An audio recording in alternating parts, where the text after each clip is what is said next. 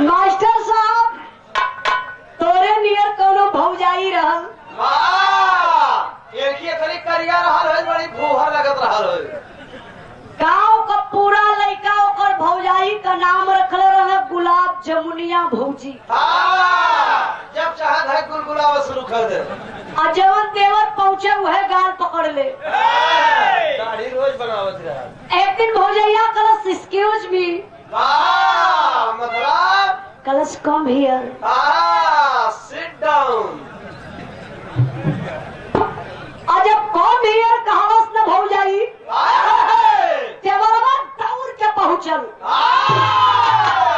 अल्लाह पदिना भौजी कोरम उठा लगत खेलावे। ई फोटो खींचत रहल। तो भौजैया का कैलस लगल ऐसे ऐसे पैसे आये सरिया का चरवा पकड़ के अंगुरिया में लगल लपेटे। कल से देवर बबुआ हम साड़ी साया बना पहले तनिकार के धा दे ओके काहे बदे ले हवा पानी आराम से। काला सवारी साड़ी साया ना पहनब। एक ठे मैक्सी लिया था मैक्सी।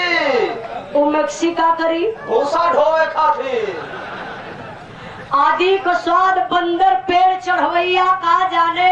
अब भैंस के आगे बेन बजावो भैंस करे पगुराओ। ये साले के गाँव में कुल ढोवा ही नहीं ना। तारे गाँव से ले आये है लोग। वह गीत के लाइन में भौजाई का मंगले बात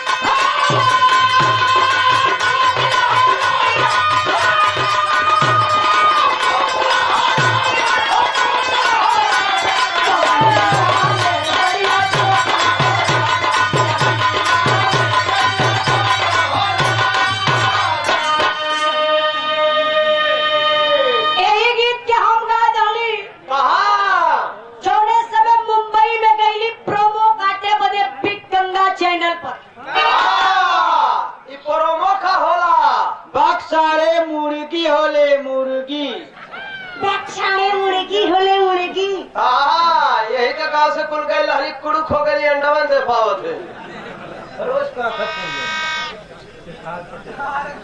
प्रोमो का मतलब होला प्रचार। टीवी पे आप लोग ये गीत के देखले हुए हैं। तब तो लोग हरे बतियावता रहा है। कब बतियावता लोग? कारे टीवी हिया उजाला होते। हे भैया टीवी हिया मतलब पेशेंट ना लोग समझत हुआ। ए गीत के लिखे वाला हमारे गुरुजी माननीय प्यारे लाल